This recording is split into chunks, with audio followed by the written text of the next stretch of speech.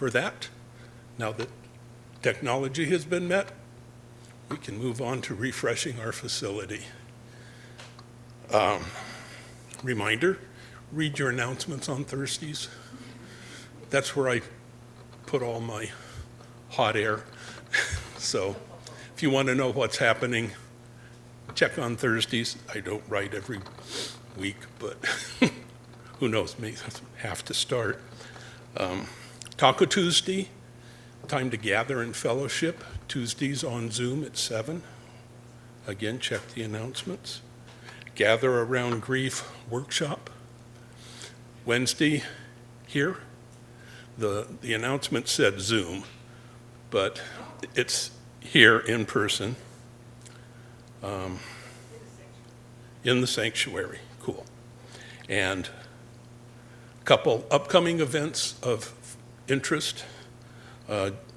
June 12th is Kay Perlman's 80th birthday, and it's a party. RSVP is in those Thursday announcements. Please RSVP if you're planning to attend. She's been a member here a long time.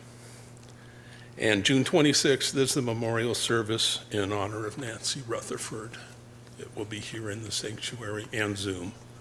So please remember. And with that, Reverend Maggie.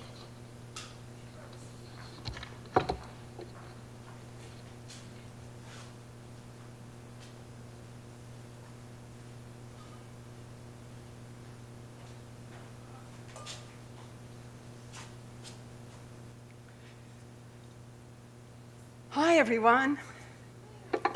It is so good to be back after 2 weeks away on vacation. I'll say more about that in a little bit.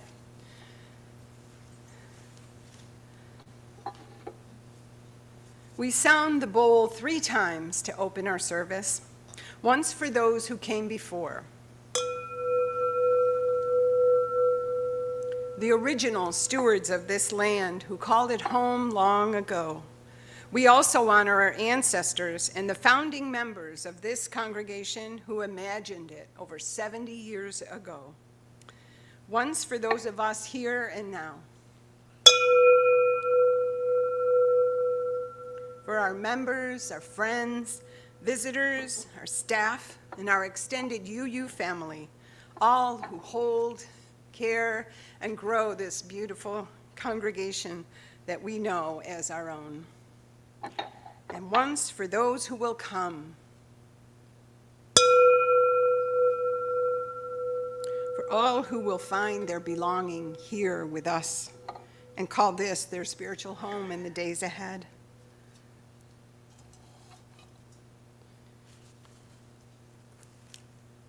I invite you now to stand, those that are here in the sanctuary, and if you feel like standing at home too, I invite you to. We're going to do a medley of 2 of our most favorite songs, Come, Come, Whoever You Are, and then we'll go right into Spirit of Life. So the lyrics will be on the screen, both screens, the ones here and online. Yeah, we're going to do it in rounds. Yeah. Good morning. We're going to do Come, Come, Whoever You Are as a round. And so we're going to sing it once, all the way through, everybody together. And then number 1 will be the bride's side, and number 2, number 3 will be the groom's side. And we're only going to be doing 1 and 3. We're not going to do 2 and 4. So after we do it once all together, then we do it 2 times as a round. And the choir will help us along. So.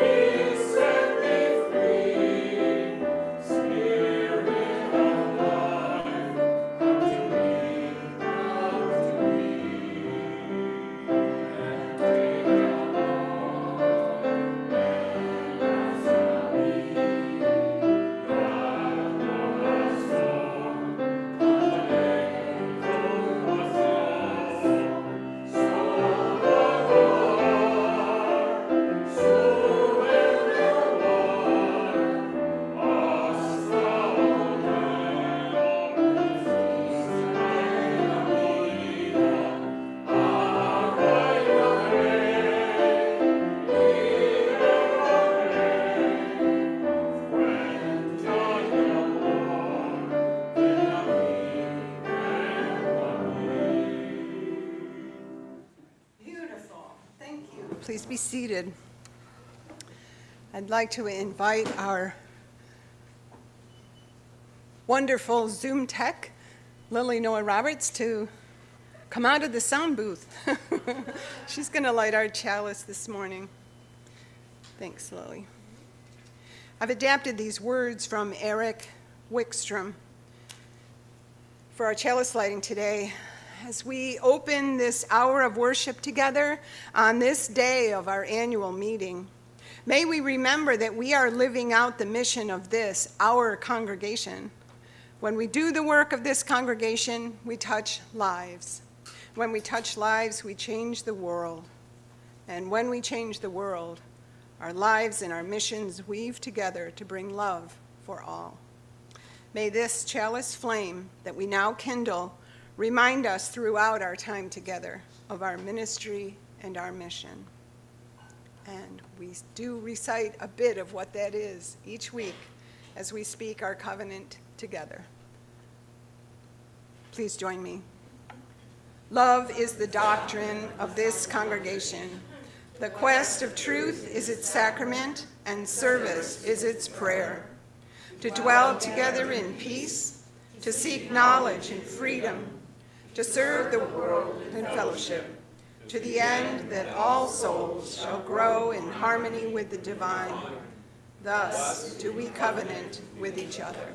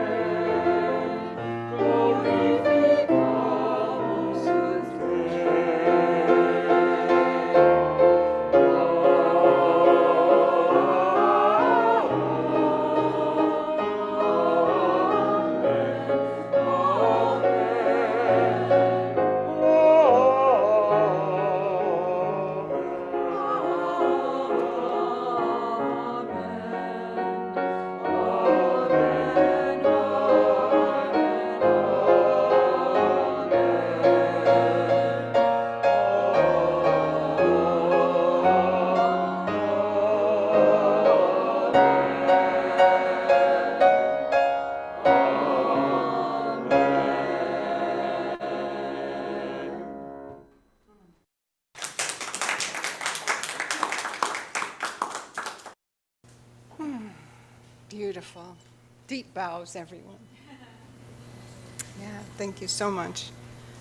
I'd like to invite Letha Comstock up for our Time for All Ages. The wisdom tale today is entitled The Hole Boy.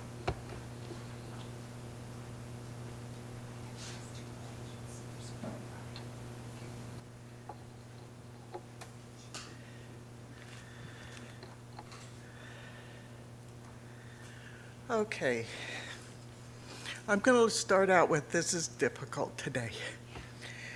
But when we introduce a story to our children in RE, we start with telling them what promise the story relates to.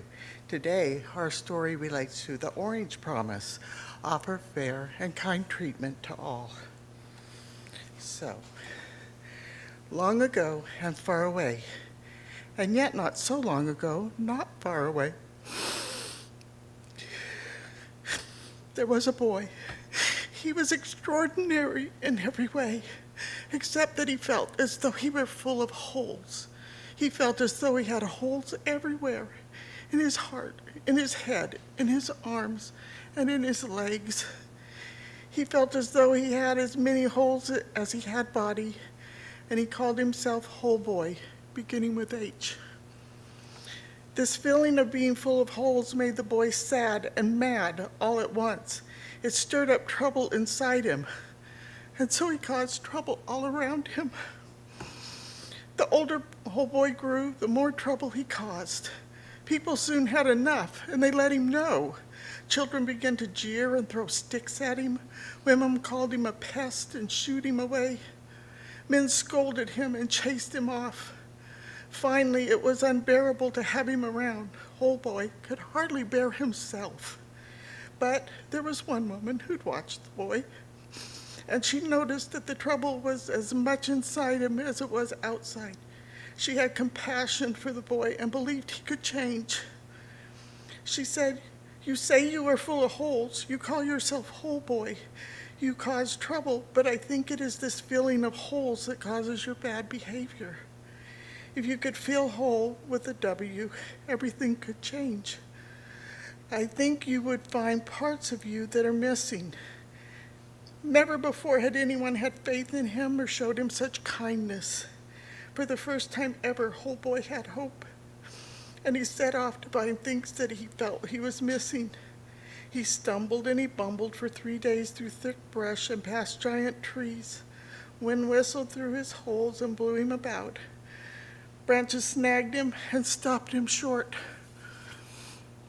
Vines grabbed him and animal sounds scared him, but he was on a journey. When Hole Boy came across the village where he saw another boy his age coming towards him, he was surprised to see that boy had holes too. There was no doubt that this boy was his other half. The two boys were the same size, and they were complete in precisely the places where the other had holes. No one knows why, but this is the way they were. The boys recognized themselves in one another. Even so, they weren't quite sure what to make of each other. They circled around each other, sometimes laughing, sometimes suspicious. They began to wrestle, and they stirred up dust and dirt. The wind began to howl, rain pelted down, thunder roared, lightning flashed. The boys fought all through the night, and the storm raged all night long. At last the sun rose. All was quiet, except for the birds who sang more beautifully than ever before. In the calm of that morning, a single boy walked out of the river and out of the forest. He was a Hole Boy now, a Hole Boy with a W, and without one single hole, except for the ones, of course, we all have. Hole Boy said goodbye to the people of the village and made his way back to the forest to his home. When he arrived, he found the women who believed in him. She welcomed him with arms wide open, and the Hole Boy laughed and laughed. That night, everyone feasted and sang and danced in celebration of his wholeness. So ends our story. Now, at the end of a story, we will ask the children what other promises this could apply to. And personally, I would say red, respect all people. Yellow, yearn to learn about others and ourselves in the mystery. But the reason this story touched me the way it has Yesterday was 1 year since I lost my son, Jared. Jared struggled his whole life with mental health issues. He sometimes didn't feel like people loved him or cared for him. One of my memories is when he was 3 years old, his bedtime ritual was to say, "Does Papa love me? Does Grandma love me? Does Grandma love me? Does Uncle Craig love me?" Then I realized he never asked if I loved him. He knew. So when I read this story over the last few days, what it reminded me is I can look and see he's on the other side in wholeness. And I will light a candle in his honor to remember that wholeness that he now has. Thank you.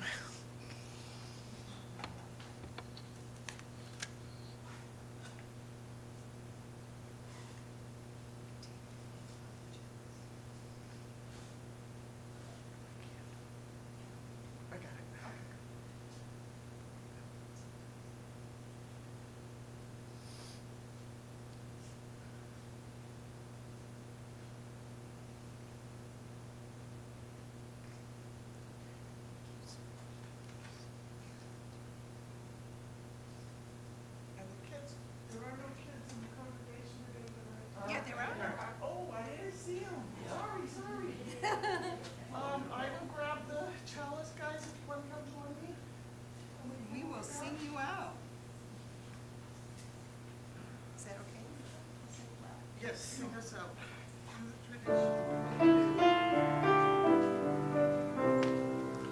Go in love, our hearts go with you. Go in joy, our hopes go too. Burn in love and grow in wisdom. Shine your light in all you do.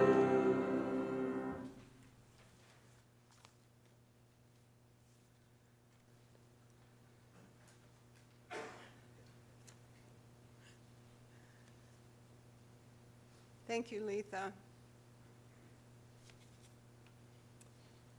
Boy, being vulnerable like that is really what opens all of our hearts and strengthens the bonds between us. So thank you for the ways you're allowing that in this community and for your generous hearts.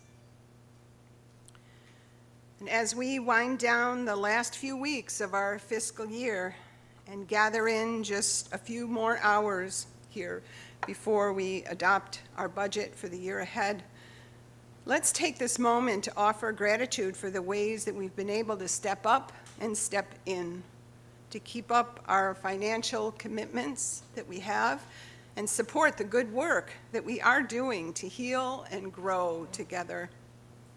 Sharing from our abundance is a privilege and an expression of compassion that blesses us individually, as a congregation, and as one with all Unitarian Universalists in the world who offer love and service to the world.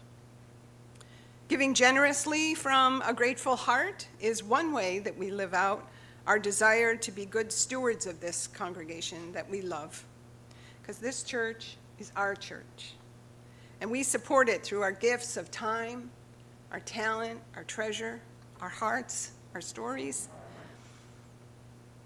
And at this time, you're invited to bring your offerings online by clicking on the donate button that was in your order of service you received electronically. Or there is a link, maybe, in the Zoom chat box. If you would do that for us, Lily, that would be great. Thank you. For those of us in person in the sanctuary who wish to bring your offerings forward, please come and leave your gifts in the basket here on the altar. Or if you have any non-perishable items for the Beta Center at Inland Valley Hope Partners, we have a basket for that as well. And it is with deep gratitude for the many gifts of this community that our offering will now be given and received.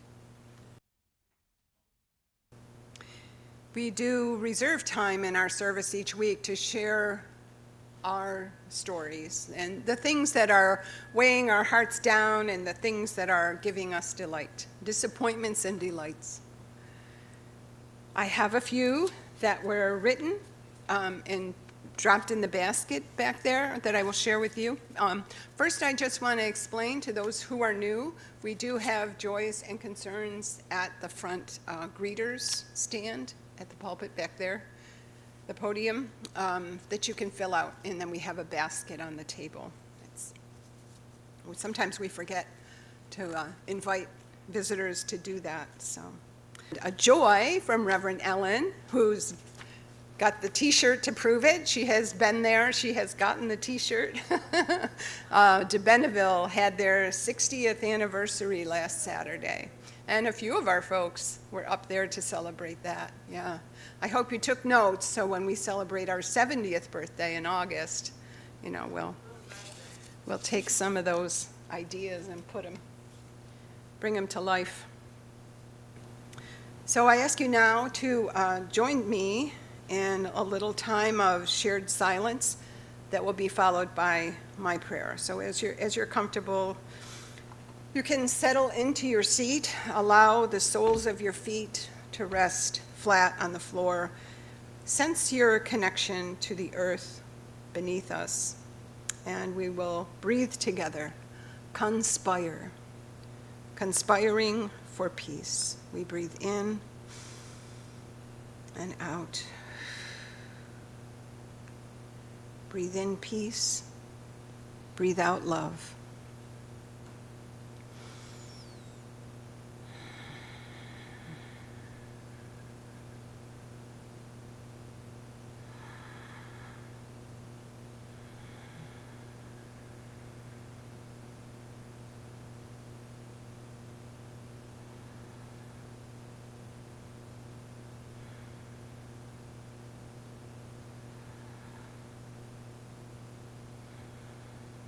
And we pray together as we reach and we tug on the fabric of potentiality.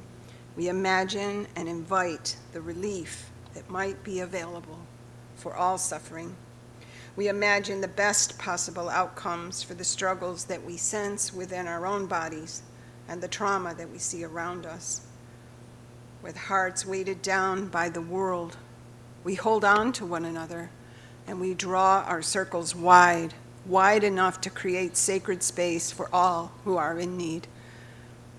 To be known as people of hope that create courageous spaces, stepping up and jumping in to accompany and alleviate suffering where we are called and as we are able.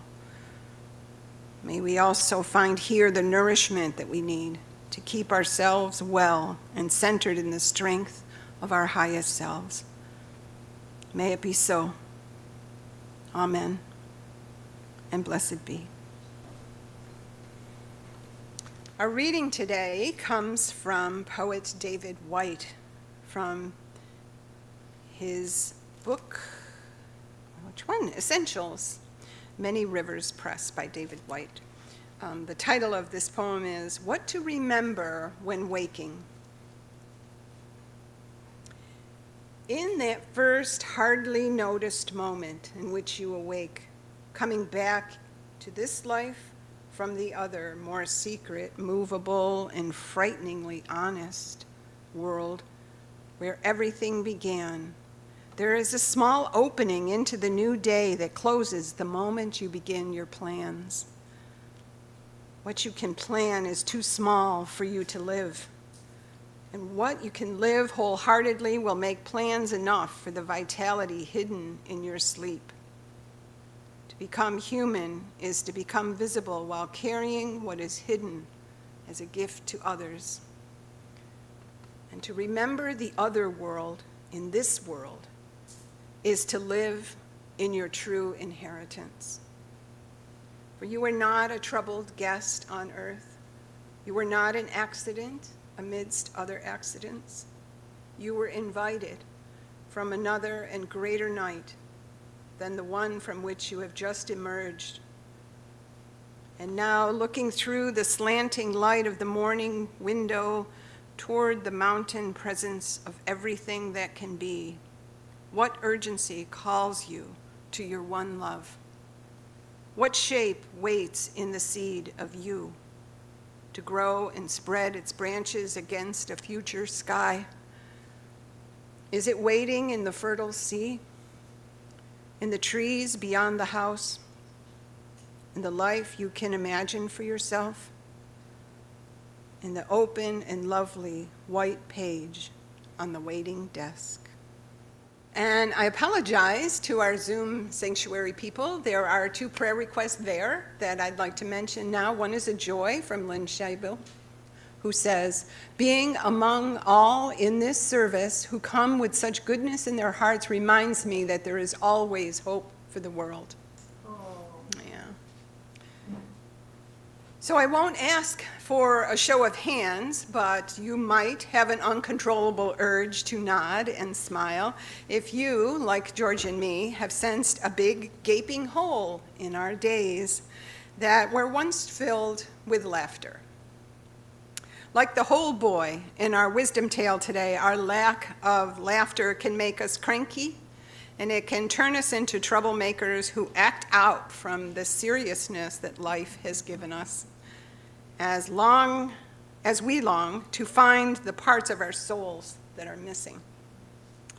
So realizing my soul had some missing parts was a bit of a shock for me. I didn't realize it, but we were in New York earlier this month, and we spent 8 days with our family.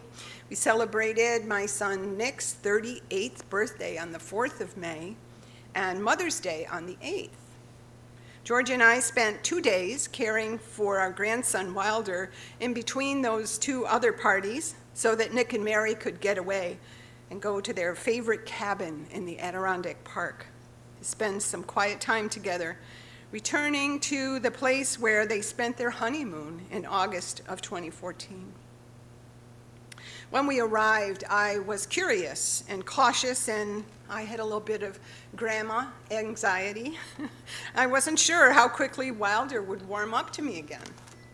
His life had changed so much since last November, when they bought a home in Fulton, New York, moving way, way, way too far from all of us, leaving behind their tiny 1-bedroom apartment in North Hollywood. But all my worries about Wilder not remembering me were for naught, and my dreams had come true. My in-person relationship with my grandson picked up right where we had left it off, and our connection sparked right away, just like riding a bike, as they say. We started laughing that first night and giggled our way through until Mommy and Daddy got home, and we were glowing from the giggles and the tickles and all that time we had together. And when it was time to leave and we were wiping more than a few tears, we tiptoed out of the house and headed off to the airport at 5 in the morning, the day that we headed back home to California. The 6-hour flight from sea to shining sea was made a lot easier by my reflections on how good it felt to just be together and how good it felt to laugh. I hadn't given a second thought to how long it had been since I had a good laugh. But I promised myself that when I got back, I would promise all of you that we would make it a part of our lives again. It's long overdue, and it's really so very good for us. So let's give ourselves permission to find the courage to laugh again. The benefits of laughter might pale in comparison to the importance of our dedication to the call to justice in these days that we're in. We covenant to be living examples of how fiercely we Unitarian Universalists stand on the side of love and justice. But yet the good care of our souls also calls us to let the stress go and enjoy a good laugh now and again. It seems as if it's past time for us to seek out joy and laughter and give ourselves permission to do so, even though it seems there's so much to be serious about. How do we do what might best, how we do that might be different for each of us. But there's several places to find things that will tickle all of us at the same time. Thank you. A friend shared a joke with me, and she knew I was writing today's sermon about laughter. They may be familiar to some of you, but maybe not all. You may be a Unitarian Universalist if your version of the Holy Trinity is reduce, reuse, and recycle. And you think a day of obligation is your turn to make the coffee. Terry has a lot of those. Terry and you study the 10 suggestions instead of the 10 commandments. Reverend Erica Hewitt has a sermon online that is centered on the many jokes that have been told about Unitarian Universalism. She wrote about our forte for laughing at ourselves, but pointed out that many of the jokes are just plain mean, and they were mocking more than just good fun teasing. Reverend Erica nailed it when she said, "We don't want to be laughed at, and we don't want to laugh at the expense of others. We want to co-create a faith that garners respect." Amen. It seems we've been in the laughter desert, though, for the last 2 years. And so much of the news that we hear each week weighs down our smiles. The seriousness of these times has put a limit to our laughter. But we might find ourselves needing a bit more of its benefits. In fact, laughing can actually help us cope with these difficult moments.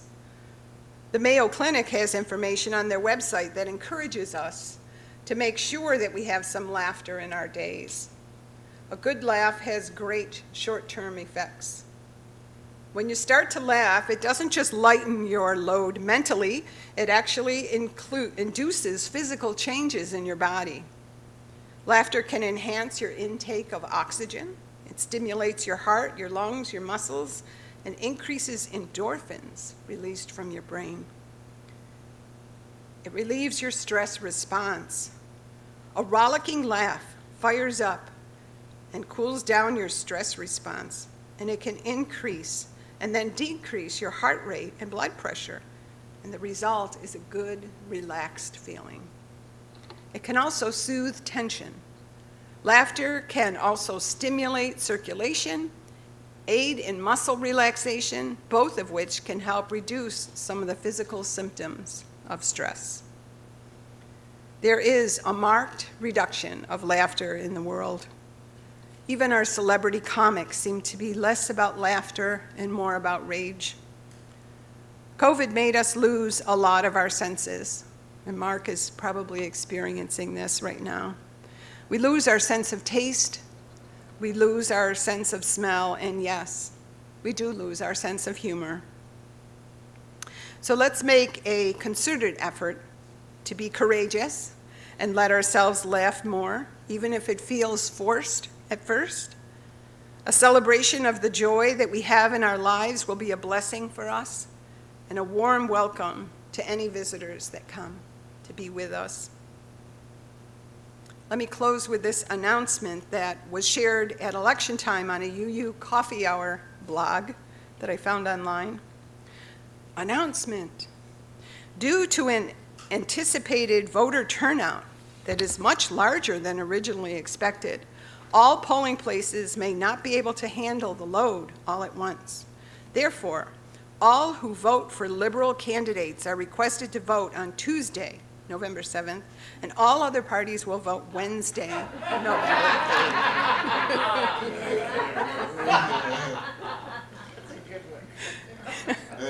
I love it. As we close, let's stand and sing together one more step, number 168 in our hymnal.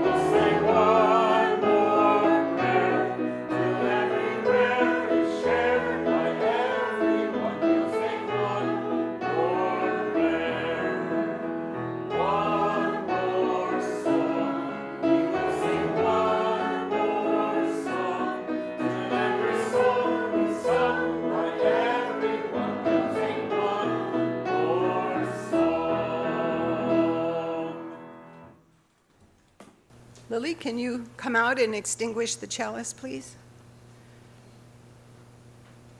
I promised I wasn't going to make any jokes about her coming out of the closet, but in a way I just did, didn't I?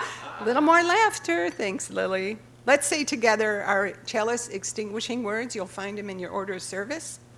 We extinguish this flame, but not the light of truth, the warmth of community, or the fire of commitment.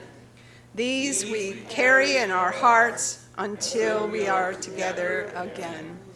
And my blessing for you, may the love which overcomes all separation, heals all wounds, and reconciles all things be in us and among us now and always. May our annual meeting and our intentions for the year ahead be infused with the very fibers of love, justice, laughter, and celebration. May we know that it is possible, and may we know that it is our work to make it so. Blessed be, and amen.